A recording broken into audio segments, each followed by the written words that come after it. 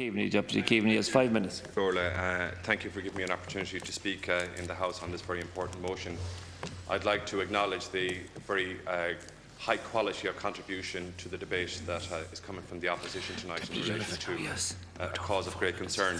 And while we may not agree on a lot of things, there's a lot of very valid points that we as a government must take from this debate in relation to the forthcoming budget.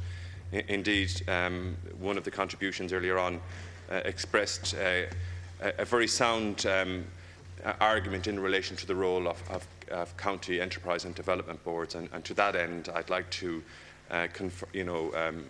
welcome the dedication, the commitment and the action of Minister Perry with regard to today's announcement of a €3.5 million capital spend in this area. It means a lot to my county. We benefit for €350,000, that's 10% of the total national allocation. I've had confirmation from the county manager tonight that that will mean immediately 50 jobs. So I'd say to you, Deputy, your analysis is quite correct. We need to penetrate into the communities, into small, local and medium enterprise and get those people back to work. I do, however, believe that the motion unfairly attempts to accuse the government of not recognising or understanding the difficulties faced by those people who are jobless.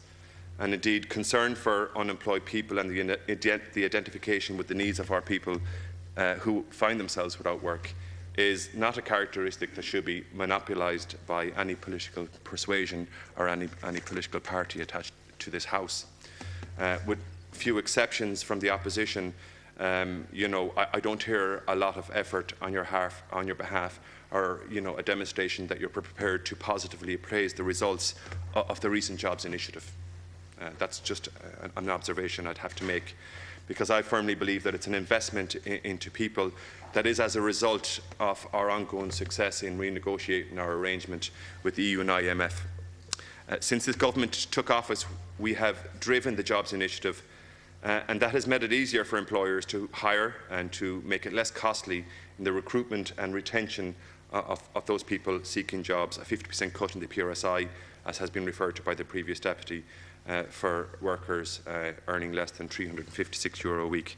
Of course, the introduction of the 9% VAT rate and the suspension of the air travel tax has incentivised tourism to the island.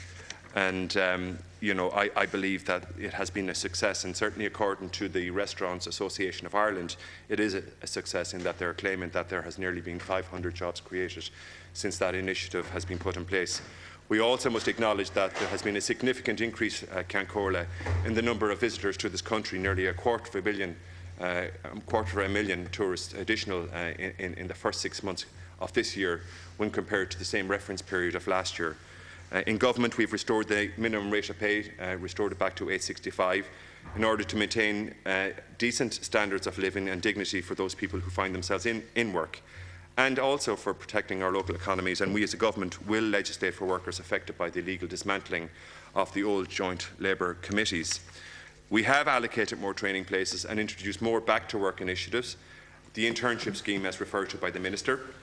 We have provided nearly 30,000 places for job seekers and graduates in this country, and this is just one of many planned initiatives to end the economic winter which we have encountered. These solutions don't take into account, however, the preservation of the 12.5% corporation tax, which we faced an onslaught of difficulties from our European partners in those negotiations, and we preserved and we retained that level of corporation tax. Nor does it take into account, Las Cancorla, the landlord and tenant bill, which will abolish upward-only rents. I do note the previous commentary with regard to the importance of government setting the conditions for employment, and indeed government can be an agent of change for direct employment.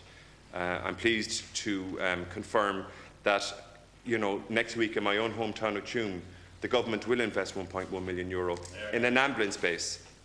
And no thanks to you, Finian, I have to say that your years have been wasted on the issue, but that work will commence next week, and that work will result in 20 new emergency medical technicians supporting the reconfiguration of services in Galway, Mayo and Roscommon.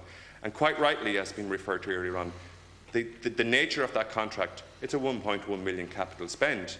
It's going to a local contractor who is employing locally.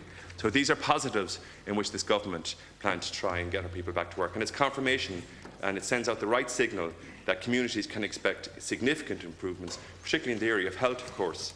But it also highlights the extent in which the government, unlike its predecessor, in which Finian supported, is committed to serving rural communities. See, Finian has no problem laughing with regard to the jobless issue. Finian has no problem laughing about the jobless issue in this country, seeing that Finian's fingerprints have been all over the problem in relation to his role as support in the previous government. So I say to you, Cancorla, it's developments like these that will address the neglect in relation to the role of Finian in the previous government, but also it gives hope to the people of my community and others that have suffered as a consequence of Finian's mismanagement of the previous